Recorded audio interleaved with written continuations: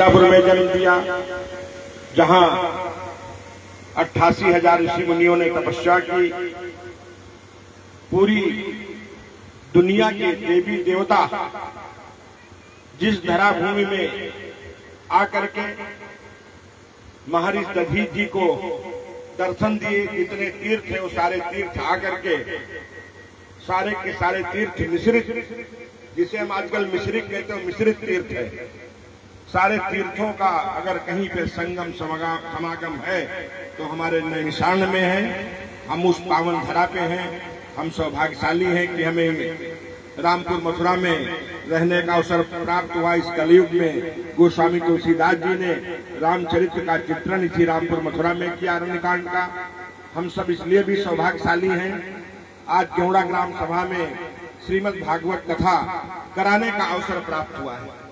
कथा का आयोजन जब होता है तब ईश्वर की कृपा से होता है, और जब भगवान की कृपा होती है तो अच्छे अच्छे विचार आते हैं, तो अच्छे अच्छे कार्यक्रम होते हैं, अच्छे अच्छे आयोजन होते हैं। ये सुंदर राम रस धारा भागवत रूपी अमृत पान व्यास जी के मुखार बिंदु से आप सभी लोगों को ग्रहण कराया जा रहा है। निश्चित तौर से ये जन्म भी आपका सफल होगा और आने वाला अगला जन्म भी सफल होगा, ऐसा हमें विश्वास है। क्योंकि भागवत भगवान की कथा सुनने वाला व्यक्ति सीधे वैकुंठ धाम को जाता है, उसको कहीं कभी कोई दिक्कत नहीं होती है। आप लोगों ने देखा होगा कि हम लोग 4 साल 4 धाम की यात्रा अपनी चल रही है। श्री राघवदास जी महाराज व्यास जी के रूप में रहते हैं। 3 धाम हो गए, ये पता ही नहीं लगा कि 3 वर्षों में 3 धाम हो गए। बद्रिकाश्रम में लगभग 500-600 लोग, जगन्नाथपुरी में जब गए तो लगभग 1500 की संख्या हो गई। रामेश्वरम जो 3300 किलोमीटर दूर है, दूसरा छोर है, वहां पे भी लगभग 2200-2300 लोग गए। और इस बार द्वारिकाधीश भगवान के श्री चरणों में श्रीमद् भागवत पुराण कथा का हम लोगों को सुनने का सौभाग्य प्राप्त होगा। और आज यहाँ आपके गांव में हमारे प्रधान जी, हमारे संजय भाई और पूरा हमारे सत्यप्रकाश जी और सभी लोग आज यहाँ पे अवधेश जी, सब लोग कथा कर रहे हैं और ग्रामवासीगण सुन रहे हैं।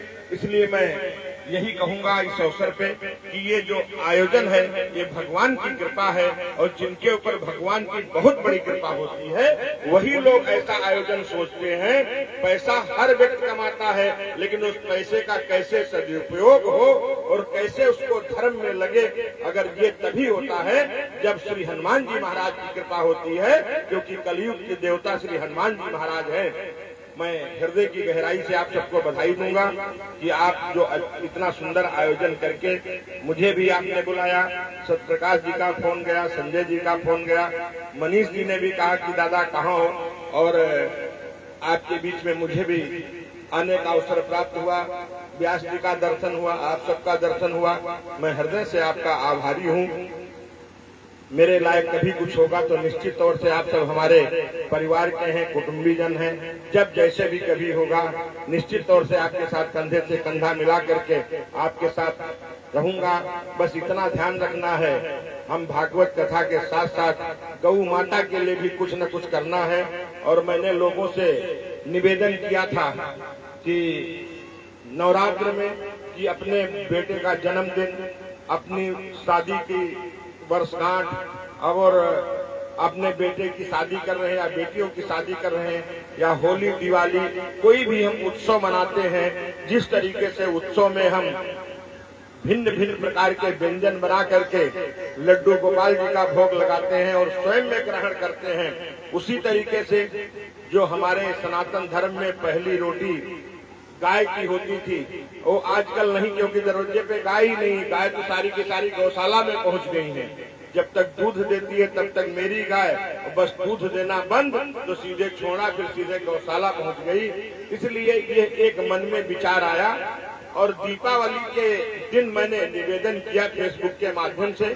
तो जो लोग जुड़े थे, जनपद सीतापुर ही नहीं और कई जनपदों के फोटोग्राफ्स मेरे पास आए। लोगों ने वीडियो व्हाट्सएप पे भेजा कि आपने विधायक जी ने जो ये कहा है, तो मैं निश्चित तौर से 2, 4, 6, 10 या कहीं भी जो भी बन सकता है, आप अपने जो मंगलकारी कार्य है अपने उसमें यदि आप ऐसा करेंगे तो निश्चित तौर से आपके घर में वृद्धि होगी और हमारी भागवत कथा भी सार्थक होगी।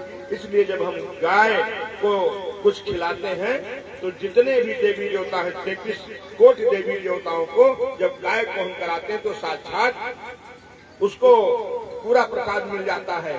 क्योंकि जब हम भगवान की आहुति डालते हैं या तो अग्नि के माध्यम से, तो अग्नि के द्वारा वहां तक पहुंचता है, लेकिन गाय को हम डायरेक्ट खिला करके सीधे सभी देवताओं को, ग्रहों को हम प्रसाद ग्रहण करा सकते हैं। इसलिए गाय को कभी भाला मत मारिए, गाय को जितना हो सके उतना हम करें और ये प्रयास करें कि एक आध गाय अगर मेरे दरवाजे पे भी बन जाए तो और सुंदर होगा। अगर नहीं भी बनती है तो जो आप अपने लड़के के जन्मदिन पे ऐसे करके करें। हम लोगों ने देखिए, गौर करिए, यही नदी काटती जा रही थी और मुझे याद है कि जब आज से 4 साल पहले की बात है, हमको लगता है, और आपके बगस्ती के पास बंधा एकदम कट था। अगर वहां पे कटता तो ये गांव नक्शे से मिट गया होता, सिर्फ कागज पे होता। जैसे काशीपुर, मल्लापुर, अखरी और अंगरौड़ा था, उसी तरीके से आपका गांव सिर्फ कागज पे होता लेकिन मौके पे नहीं होता है। नदी इसी जगह से कट करके रामपुर मथुरा पहुंच गई होती। हम लोग रात में आए थे, हम आए थे एडीएम, सारे लोग अधिकारियों को लगाया गया, गंगा मैया से प्रार्थना की गई अधिकारियों से, और आज ये स्थिति हम लोग तटबंध बनाए और आज हम बंधे पे डामर रोड भी बना दिए हैं और गंगा जी अब उधर जा रही है, सीधे आपकी सीमा को छोड़ करके फिर पुनः बहराइच की तरफ जा रही है। तो मेरा प्रयास है अभी आने वाले समय में आपका जहाँ पे ये आपकी घाघरा में जहाँ पे सरयू जी में चौका और केवानी नदी मिली है, वो पुल का भी भूमि पूजन कर दिया है। वो जिस दिन पुल बन जाएगा तो आप सीधे बंधे से चहलारी और इधर बहराइच जा सकते हैं और इधर महादेवा की तरफ जा सकते हैं। मेरा प्रयास है, संजय शुक्ला जी ने ये रोड जो बंधे वाली गई इसके लिए हमसे निवेदन किया था, लेकिन ये बहुत लंबी रोड थी तो मैंने बगस्ती को मानपुर से पुल बना करके नाले में जोड़ने का काम किया है। लेकिन आने वाले समय में मेरा प्रयास रहेगा संजय जी, ये भी आपका पूरा हो जाए, ऐसा मेरा प्रयास रहेगा। और गांव वालों को हृदय की गहराई से साधुवाद। हमारी दिल्ली की मोदी सरकार और उत्तर प्रदेश की योगी सरकार गांव गरीब किसान के लिए, झुग्गी झोपड़ी में रहने वाले इंसान के लिए, महिलाओं की सुरक्षा और सम्मान के लिए, दलितों और दबे कुचलों के उत्थान के लिए अनवरत कार्य कर रही है। अभी अपनी विधानसभा में भी जो लोग झोपड़ी में रहते थे उनको प्रधानमंत्री और मुख्यमंत्री आवास दे करके हम लोगों ने आच्छादित करने का काम किया। हर महीने उस व्यक्ति को राशन मिले, कोई भूखा न रहे।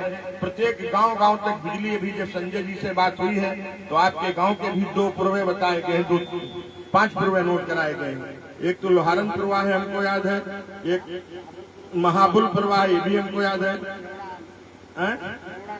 केवड़ा अंशी को लक्ष्मीनाथ मौर्य ने लिख करके जो आपकी बात हुई थी वो मैंने सारा प्रपोजल माननीय मुख्यमंत्री को भेज दिया है। और हमारा प्रयास है, चूंकि एक बार पूरी रिपोर्ट जा चुकी, सब जब मैं विधायक हुआ था तो गांव-गांव जा रहा था, उस समय जिन लोगों ने जितना दिया वो हम लोगों ने करा दिया। लेकिन हम लोगों ने फिर शिकायत किया कि ये छूटे हुए, जैसे लोहारनपुर में खंभा है लेकिन तार नहीं है, यही बात है ना। तो ऐसे करके और कई गाँव हैं, टोटल 36 पूरी विधानसभा में 36 पूर्वे और गाँव का हमें जो मिला है प्रपोजल, उसको मैंने एक्सीएन को बना करके शासन को जाएगा और जैसे उसका धन आवंटित चूंकि होगा तो वो भी आपके करा दिए जाएंगे। मैं निश्चित तौर से आपको, और गांव-गांव में इंटरलॉकिंग बाकी सब तो हो ही रहा है। आधी रात को भी आज आप रामपुर मथुरा हो, चाहे बिस्वा हो, चाहे तंबौर हो, आप जेवर पहन के घर आ सकते। किसी लुच्चे लफंगे डाकू बदमाश की हिम्मत नहीं है कि आपकी छिनैती या डकैती कर ले। ऐसा मेरा प्रयास है पूरी तरीके से। और बस इतना ही कहना है कि सबको भूलिएगा लेकिन मोदी योगी जी को मत भूलिएगा। जब मोदी जी जैसा प्रधानमंत्री और योगी जी जैसा मुख्यमंत्री होता है तो 1537 में हमारे प्रभु राम के मंदिर को तोड़ने की जगह पे दिव्य और भव्य मंदिर का निर्माण करा के देते हैं। ये योगी और मोदी के बगैर संभव नहीं है। आज के जमाने में देखिए क्या बोल रहे हैं कि दीप जलाने से लोगों के घर जल जाते हैं।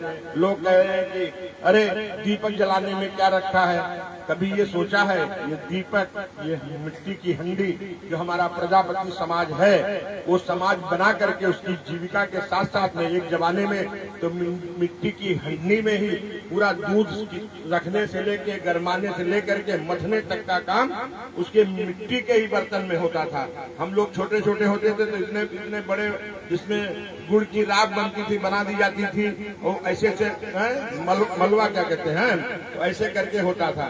आज लोग क्या बोल रहे हैं उनको ये नहीं मालूम है। जिस गौ माता की कृपा से उनके बाप दादा वो स्वयं में मुख्यमंत्री रहे और आज वो बता रहे हैं गोबर से उनको बदबू आती है, इस तरीके से बोलते हैं। ऐसा क्यों बोलते हैं, क्या बोलते हैं?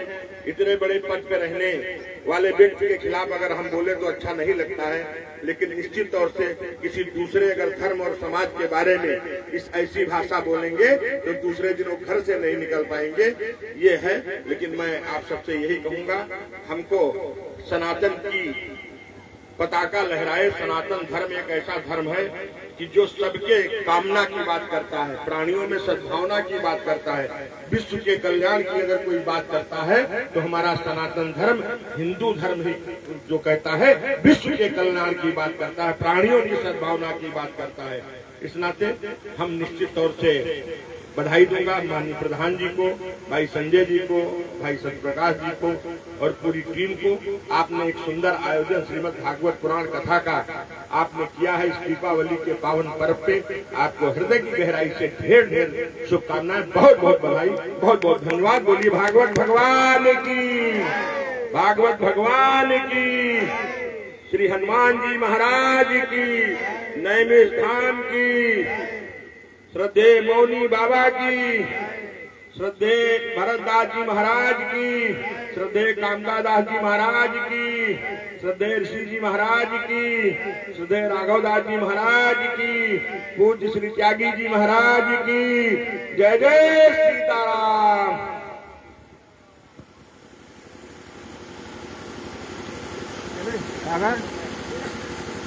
अब हम